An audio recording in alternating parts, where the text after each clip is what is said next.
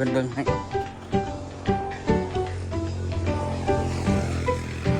ขั้นตอขึ้นประมาณนี้อันนี้จักไหม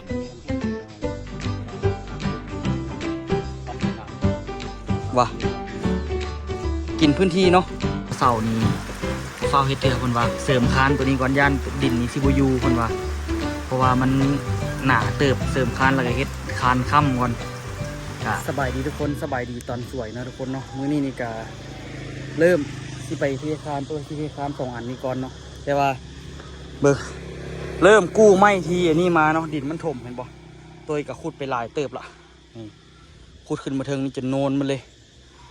ตัวสิกู้ไม้เอานี่ขึ้นมาเนาะเพราะว่าดินที่จริงกับบุคิดว่ามันสิถมไปแล้วมันเกินไปเนาะก็เลยว่ายามันซะเดี๋ยวไปแล้วจึงขุดแล้วค่อยๆเอาออกมาเอาตอนนี้ก็ถึงเวลาละที่จะต้องได้เอามันออกมาเนาะเพราะว่าที่ได้ใส่เป็นแบบเนาะใส่เป็นแบบเททั้งกลางฮะบางทีนี่คันเป็นไปได้ตัวกะซีผสมปูนแล้วก็ซีเทให้มันแล้ว2 อันนี้เนาะที่ตีแบบ2 อันนี้ไว้เลยตีแบบเอาไว้แล้วก็เทแต่ตอนนี้ตัวกะพยายามเอาไม้ตัวนี้ออกมาให้ได้ก่อนสภาพขุดเบิดเศร้าก็มันง่ายๆก็ทุกคนขุดก็ได้นี่แล้วล่ะเอาเล็กมาละเล็กที่มัดแต่ยังได้มัดอีกหลายอันอยู่ทุกคนแต่ว่าตอนนี้นี่ก็เอาตอนนี้ไปก่อนค่อยเป็นค่อยไปก่อนเนาะนี่ไปเดี๋ยวตัวกูไม้อันนี้ขึ้นมาก่อนเดี๋ยวถึงวาน้ำหลังเบิ่งไม้ก็ถมครับถมเนี่ย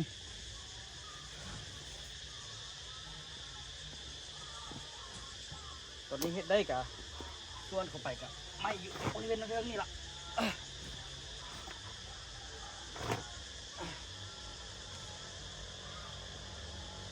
ที่แถวนี้นำ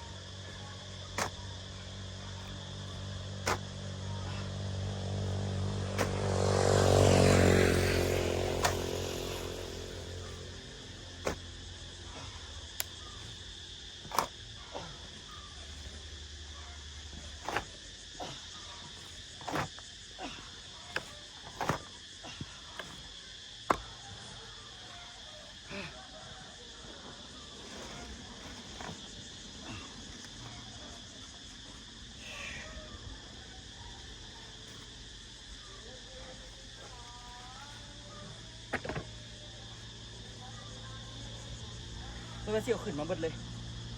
อยู่บนที่ฝั่งดินเดี๋ยวพวกมันกินละละ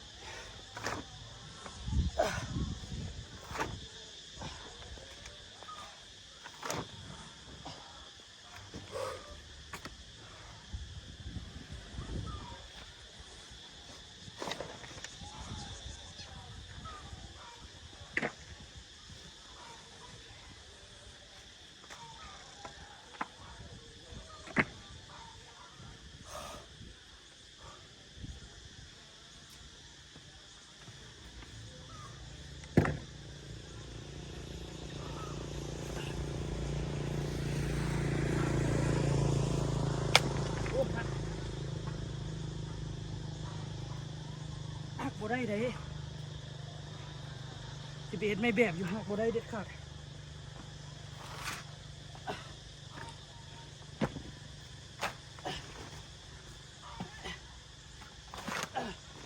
โอ้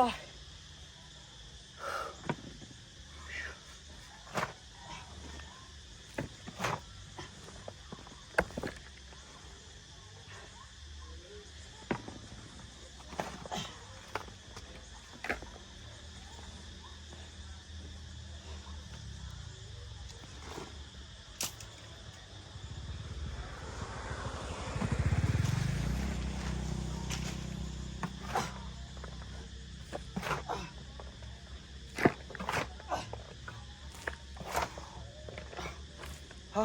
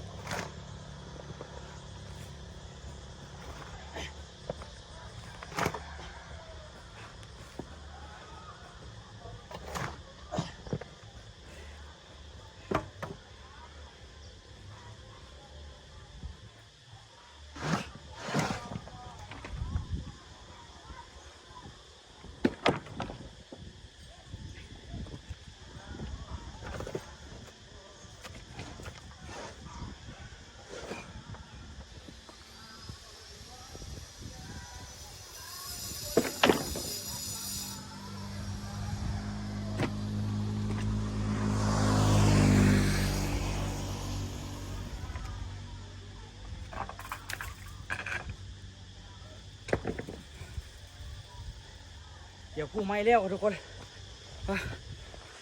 นี่อันนี้ให้เพื่อนมาให้นักเคยเพื่อนมาเบิ่งต่อเสาให้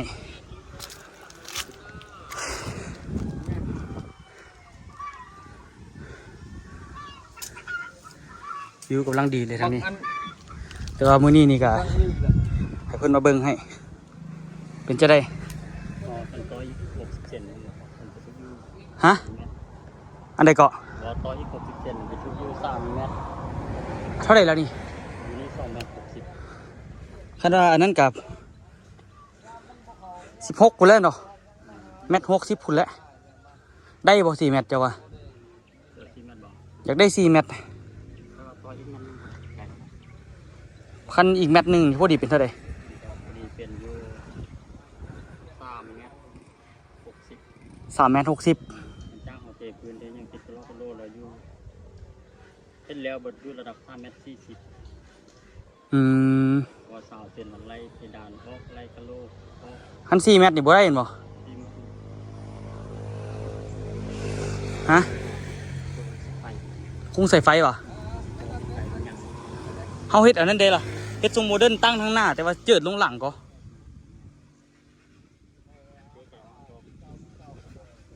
สูงเติบเลยเนาะ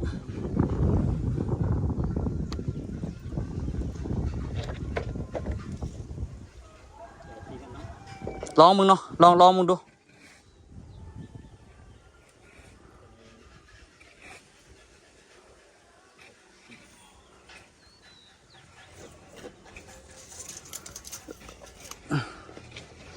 อันนี้3 เมตร 60อ่ะ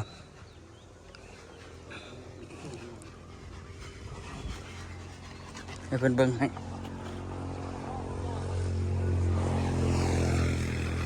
ขั้นตอขึ้นกับประมาณนี้อันนี้จักเมตรอันนี้3 เมตร 60อ่ะซ้ำนี่ก็ได้แหละเอาเล็กลงไหมฮะเอาเล็กลงไหมเอ็ดโคมอันนี้เอาไม้วะคงไม่ก็ไม่เขามันหลายของไม้มันจะคุ้ม18 เซนเอาซ้ำนี่ก็ได้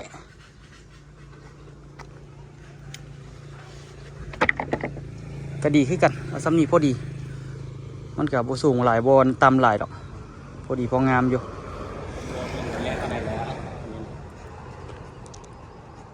ไอ้ตัวนี้นี่ขั้นสมมุติว่าขอเฮ็ดขั้นฝาของน้ำนี่ได้เทคานอีกบ่เทเนาะสาวเล็กเทคานเดี๋ยวไปซื้อใหม่เอาฮะโอ้ทางนี้บุอยากเลิกปานไหนก็เฮ้ในโอบว่ะยามันดินยุบเลยมันสิทางนี้มันสั่นโพดดิเลิกหลายพัดเลิกบ่ได้มันบ่คือหมู่มันจะเป็นเสาทอกฮะมันจะเป็นเสาทอกเสาทอกทำเอ็ดนี่ทำเป็นต่อท้องนี่ตัวนั้นพุ่มดินตัวนี้เอาขึ้น50 เซนจะเป็นห้องใต้ดินนะคืดอยู่ ก็คืดอยู่ว่าเฮ็ดห้องใต้ดินบ่มันสูงแล้วนะแต่ว่าทางนี้นี่กะว่าสิเฮ็ดอยู่ทางนี้นี่ว่าสิบ่ถมว่าสิเฮ็ดเป็นห้องใต้ดินทางหลังนี่นะทางหน้าเลยว่ายามซะตัวนี้ก็คิดอยู่เฮ็ดห้องใต้ดินดีบ่วะ มันก็บ่เสี่ยงอย่างหลายพร้อมเนาะ ตัวนี้ยำสิแกะกระเบิง ว่ามีวิธีแก้ไขบ่ เป็นสองของเหนียวกัดเนี่ย หึ เหนียวกัดแตก เฮ็ดอันน่ะเฮ็ดคานค่ำว่าอะไรนี่ ที่แกนี่ว่ะ แม่น ทำอิฐทำพันธุ์พุ่มดินดาวเตอร์ขานดึงข้องหนาเฮ็ดออกดินหนาเรียนว่ากินเนื้อที่ กินพื้นที่เนาะก็ ต้องเฮ็ด แต่ตัวนี้นี่คอยประเทศประตูออกหลังและเฮ็ดคันไดอยู่ก็มันก็ได้ค้ำส่วนหนึงเฮ็ดคันไดก็เฮ็ดค้ำนํเลยทางนี้ แต่ว่าทางนั้นหั่นติเสียพื้นที่ก็จำเป็นแล้วบ่ได้เฮ็ดแต่แรกเนาะ มันออกดึง ปานนั้นข่อยเทคานก็เท3สั้นมันก็ยันบ่อยู่นี่ เอาไปเขาลงจานมาตั้ง คักแท้คักว่า จะได้เฮ็ดกิน เฮ็ดจะไม่ค่อยมีฝนตกบัดนี้ ไม่เข้านะโอ้โหต้องสองคน ฝนมันตกนะทุกคน เมื่อกี้ให้น้าเขยเพิ่นมาเบิ่งให้นะทุกคนเนาะส่วนหลายก็มีแต่น้าเขยอยู่นี่ก็ได้เพิ่นมาเบิ่งให้แล้วก็เพิ่นว่าสิต่อเสานี้ผมเฝ้าเฮ็ดเทื่อเพิ่นว่าเสริมคานตัวนี้ก่อนย่านดินนี่สิบ่อยู่เพิ่นว่า เพราะว่ามันหนาเติบเสริมคานแล้วก็เฮ็ดคานค่ำก่อนก็น่าคิดอยู่ เพิ่นว่าก็น่าคิดอยู่ก็เบิ่งอยู่แหละทุกคน ตอนนี้นี่ว่าสิจังไดคันว่าบ่เฮ็ดแต่เดี๋ยวนี้เดี๋ยวไปแก้ไขน้ำหลังมันสิยากกว่าเก่าคิดแก้แต่เดี๋ยวนี้แล้วก็แล้วนะเดี๋ยวให้บ่แล้วเราให้เราพาเฮ็ดคานต่อไปข้างหลังแล้วก็ค้ำออกไปนี่ยากอยู่คนชีวิตนี่ก็ได้ ดีล่าตัวเฮ็ดห้องใต้ดินแล้วก็แล้วตอนนั้นหันคิดว่าเฮ็ดห้องใต้ดินอยู่ว้าเลยบ่เฮ็ดที่จริงมันประมาณมันได้ประมาณ1.5 1.6คนเลยเฮ็ดไปแล้วก็ไปบอนไว้เครื่องรอดไปมันก็ได้อยู่นะแต่ว่าขึ้นมากก็บ่อยากเฮ็ดมันก็กระเทินจังได๋เนาะทุ่มๆเป็นหลักแล้วสินะพอมาเบิ่งอันนี้เพิ่นว่าโอ้มันดินมันหนาเกินไปมันหลายเกินไปยานมันบ่อยู่ผัดฟ้า เนาะตอนนี้นี่ก็เบิ่งกันว่าที่จังไดก็ในคลิป มันเข้ายาสู้องค์นึก ใช่ พระเขาอยากสู้องค์นึกเอาเก็บไปนอน เดี๋ยวมานั่งจุกอยู่ในห้านนี่บนนั่งกับบ่มีตอนนี้บนรีฝนกับบ่มีเบิ่งห้านเปื้อนหมดบ่แล้วดอกห้านนี่บ่สะอาดจากเทื่อดอกจนกว่าฝนมันสิจนกว่าห้านนี่สิแล้วเทปูนดีๆเทซีเมนต์ดีๆ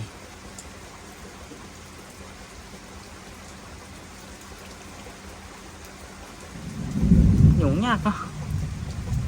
เฮ็ดหยังก็ได้นางเจ้าเกาะอยู่นี่หลังจากฝนตกหนักๆไปแดดเปี้ยงปังตัวก็อาบน้ำเปลี่ยนเครื่องเรียบร้อยละ โจะซะมึงส่งมาตากแดดปะไว้มันเปื้อนแล้วมันก็เปียกน้ำแล้วกลับมาบางทีสิใส่เครื่องเก่าแล้วสิลุยเวียกตอนเนาะไปตัดผมก่อนเดี๋ยวไปแวะเบาใหม่ทุกคนเนาะพาแม่ยอดอูมาหานอนหน่อยนึงโอ้มาหานอนไม้บรรยากาศกำลังดีเลยท้องฟ้าแจ่มใสอ้อมแอมโดยผู้ผาธรรมศาสตร์สวยงามทางมีฮัทโดสุดยอดอลีก็อุคำเข้าไปในพุ่นละไปเบิ่ง2อุคำเลยทุกคนเด้อเบิ่งเขาเจ้ามาเฮ็ดสวนพักอยู่นี่เนาะเป็นสวนพักที่อยู่กลางภูเลยมากับอูแต่ว่าคลิปอูน่ะจะออกก่อนแล้วเนาะทุกคนอันนี้เพิ่นกำลังสิเอาไปขายอยู่ตลาดได้11,180ได้โลนึง18,000บ่มื้อนึงรู้สึกว่ามี12โลบ่เอาไปขายมื้อนี้เลยวะ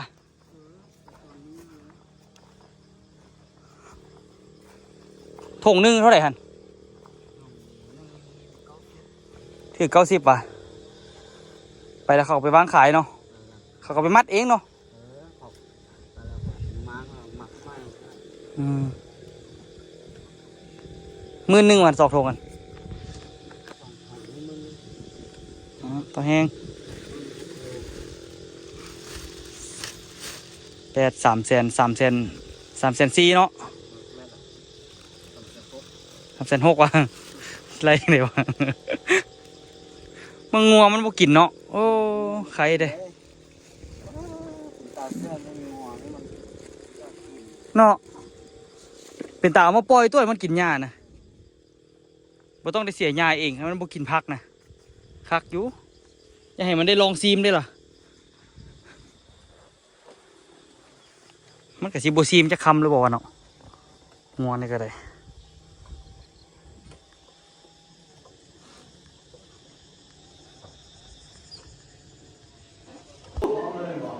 ใส่คันใดตัวใด ทางขึ้นนี่ แล้ววับบ่แล้ว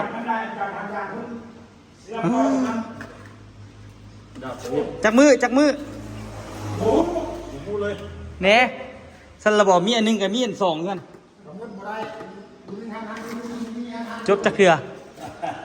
เอาอันนี้มันคือแห้งเหรอนี่ เสาเลยไอ้พวกแล้วบุรีอันนะเขาคนนี้ตาหลังตาแล้วเขามาขึ้นแล้วมันป่วยเลย กล้วยเสา มันนี่เขากระแทก ทาสีโป้ก็ได้เนาะ แม่นะโอ้ยทำบุขึ้นเสาโบกตอนฟ้าแดดเลยสิมันบ่แตกขวางกันนะเอาโบกตอนแรกเว้ย แล้ววับโหมากอนี่สิก็ใหม่ทั้งหลังหันบริเฮ็ดอันนั้นค้ำวะเฮ็ดแนวค้ำทั้งหลังอ่ะดินมันสิบไปวะบุรุวะ บอกขันมาเทข้างเจ้ามันจะซื้อมาเทตากระลุงมันไป บ่ไปแท้วะ ไปขันมาเทตากระลุงมันไปข้ามนี่นะ วะ มันดึงกันหมดเลยเนี่ย แต่ว่าทั้งกลางหันกับกอแต่กอยังบ่ทันจำได้แต่ว่าทั้งอื่นหันกับกอบนแล้ว แต่กับสิเทคานยึดอีกกันนะ นี่ก็เห็นเทฝนตกแล้วอันตรายเลย ว่า น้ำมันใส่ข้าง ทั้งหน้าหันนะเทคานลอยเลยเนี่ยบ่หรือว่าต้องกอขึ้นทั้งหน้า ข้างหน้ามันสู้กันเต้ บ่สูงปานใดสองก้อนนี่แหละทั้งกอขึ้นน่ะ ถ้าตีแรกแล้วกับตีแรกขึ้นเทไปรู้หรือเปล่า เนาะบ่ต้องกอก็ได้เนาะพี่ลึกเนาะผสมปูนนี่ปูนเข้มข้นนี่ขนาดเนาะ สายแรกเนี่ยสายแรกทำโมไซเข้มนี่ก็ได้เลยนะ ว่า สายนี้สายแรกนี่กินปูนได้นะคือสายหยาบและสายหยาบกินปูน บ่ได้ว่าแล้วปีใหม่แล้วละยังมีต่ออยู่ แล้วปีใหม่แล้วบัวเลยอย่างนั้นนี่อยู่ มื้อนี้ก็ได้ติดบานประตูปงเยี่ยมอีกวันนี้ บ่ใส่ข้อมูลใส่แก้วเลย พี่ลึกเนาะเฮ็ดอันนะเฮ็ดครอบเฮ็ดบวกกับพี่ลึกขนาดเนาะโอ้คันใส่บานแก้วเราบ่จำเฮ็ดอันนี้ปาไว้เลยเนาะ รับสร้างแก้วเข้ามาแทนมาเอาที่ครอบครัวครอบมาเลย ละนี่เพิ่นเทคานนำบ่ทันเทิงนี่หรือบ่ได้เทเลยนี่ เทกันครับ ทั้งลุ่มเด้ ทั้งลูกแบบกะทิ เทกันน่ะโอ้ยบ่แล้วจะเทื่อแล้วเนี่ยอันนี้บ่ได้ลงน้ำ ที่เขามีเห็ดมันไปเนี่ย ว่าเทอยู่นี่เป็นหอยเทอยู่บ่มีเห็นน่ะแล้ววับบ่แล้วจักเทื่อสร้างประจำ มันหลังน้อยเลยนี่ผู้เดียวนะเพราะว่า ลึกขนาดเนาะเพดานไผเฮ็ดให้ ลิฟต์ ไอ้รีบวะนี่โอ้เรียบร้อยยังบ่ทันแล้วติ เจนสี่ยังโง่ยังที่หลายอย่างเลยมันก็ได้ก็จะเฮ็ดอยู่เงินมันก็ได้ลูกแม่ เจ้าก็เฮ็ดเป็นวะเพดาน ก็เป็น นั่นแหละ ไปดานนี่บริยากไปดานยิงเงี้ยไปเนาะ เพื่อวันเฮ็ดอยู่นี่นะทุกคนเนาะ แล้วก็เราแค่นี้นะครับ โป๊ะโป๊ะแล้วก็ยิงปังปังปังเนาะ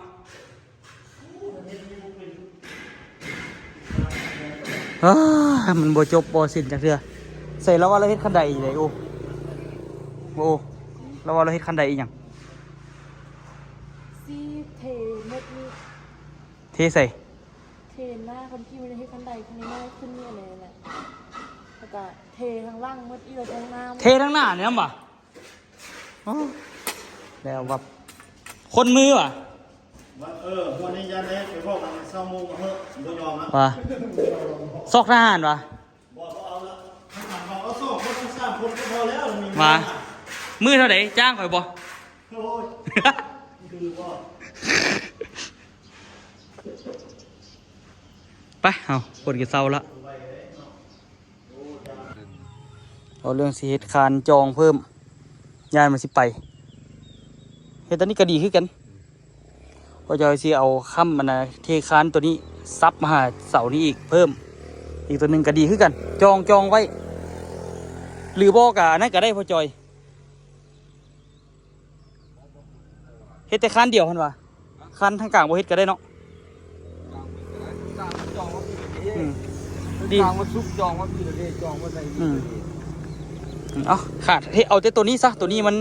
ค่อนข้างหนักแก้กับตัวนี้ซะหลายๆกับตัวแจนี่ซะตัวแจนี่ก็จองใส่คานตัวนี้ก็ได้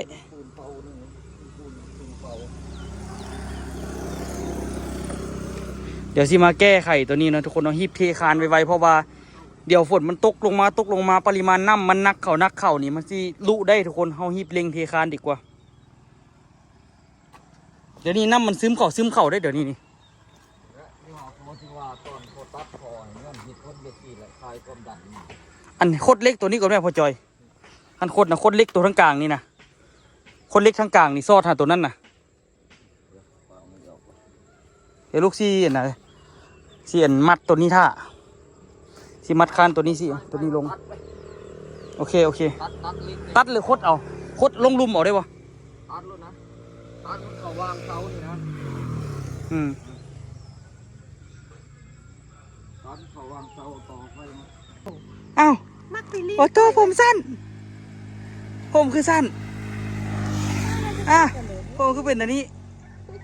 เฮ้ยมันบ่มักไปลิ้นนี่สิเด็กบ่เด็กมันก็คัดไปลิ้นอยู่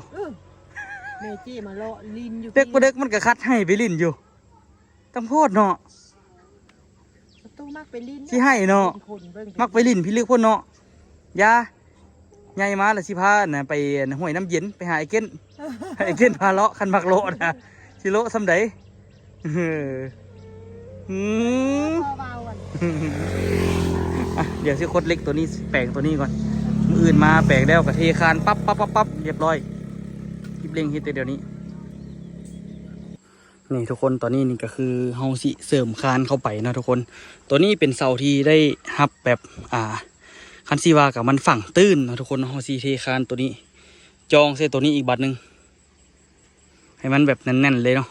ตัวนี้ก็ได้เทคือเก่านี่เทสี่เหลี่ยมแล้วก็เทคานตัวนี้จองด่วนๆเลยเนาะมืออื่นนี่ยังขี้ไล่ให้มันแล้วไวๆเนาะ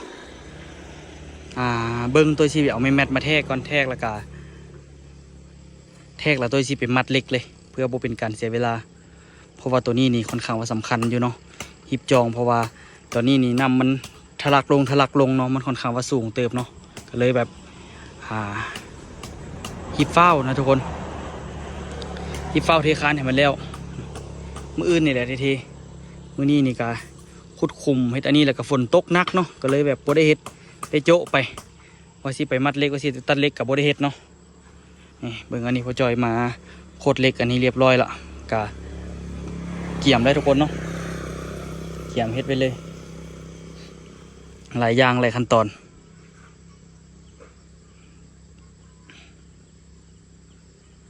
เฮ็ดเล็กอันนี้ประมาณจะคู่วะ1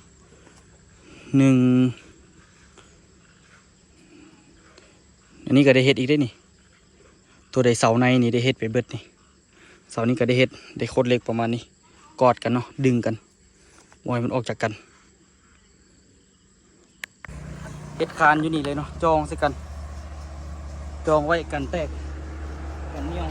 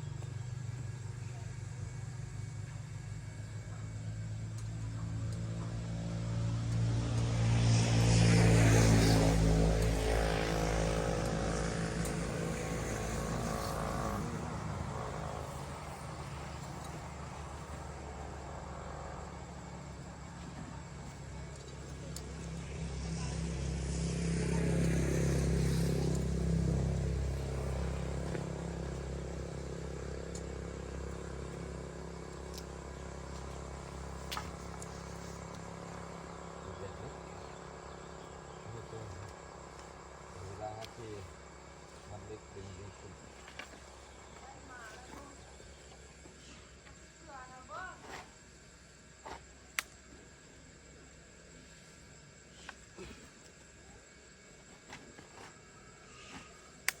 จะดีเทิงบ่ตัว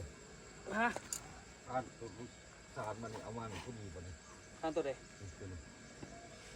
บ่ได้ ตัว4 เมตร 5 เม็ดปลายพุ่นแหละ ฮะ 5 เม็ดปลายพุ่นแหละ จริง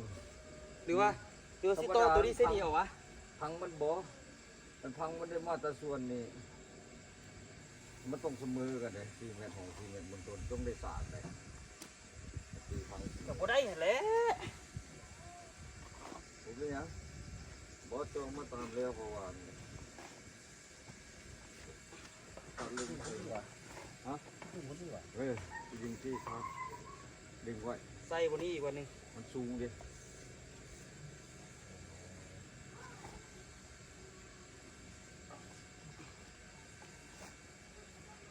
ใครอยู่มันบริก่อสูงมันก่อได้สูงขึ้นกับมีได้3 ก้อนหนึ่งมันคือทางครับก่อสูงเลยเสียงเลย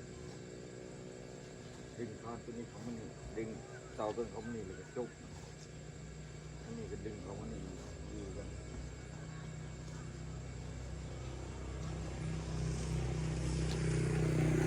นี่ตะกอนโอ้ยนี่ตัวนี้ตะกอน นี้ก่อนกะตัวนี้ก่อน ตัวนี้แหละตัวสำคัญเอาตัวนี้แจนี่เลยกันทีตัวนั้นหลัดตัวนั้นตัวนั้นพันนี่มันบ่เอาไปเอ็ดไปเลยเอ็ดไปนาน นานมีคนอยู่บ่เนาะ อ๋อมันอยู่ในเน็ตตู้ ยังไม่จันละกี่เห็นมันหลับอยู่หลับปุ๊บเดียวตื่นละโอ้ยเนี่ยทุกคนเดี๋ยวคันซัดตัวนี้จองอีกกันไว้กันดีกว่าแก้เดี๋ยวมันแย่มันสิแก้มีทันคือปลาดาวเอาเห็ดอันนี้แล้วก็อันนี้อย่าว่ายาวกว่าได้ทุกคนบัดนี้ห้องตัวนี้ ตัดลงมันเป็นเหลี่ยม เอาไม้แมทมาแทกไม่ก็ได้เพื่อความซัว นี่ลูกเทก เฮ้ยพ่อจอย ใจมุมนั้น เดี๋ยวเอาไม้แมทมาละมันแมทมีได้5 เมตรนะเขาออก4 เมตรแล้วเขาหยุดแล้วเขาแทกตัวเอา เอาตัวเก่าตัวนี้ก็ได้ครับเดี๋ยวก็เอาเล็กมาบวกหาแค่ข้างในเอาที่นี่เลยก็เอาเล็กมาสอดมัดรุ่น แทกเขาน่ะสิเมื่อยอีหยังคือเดียวหนึง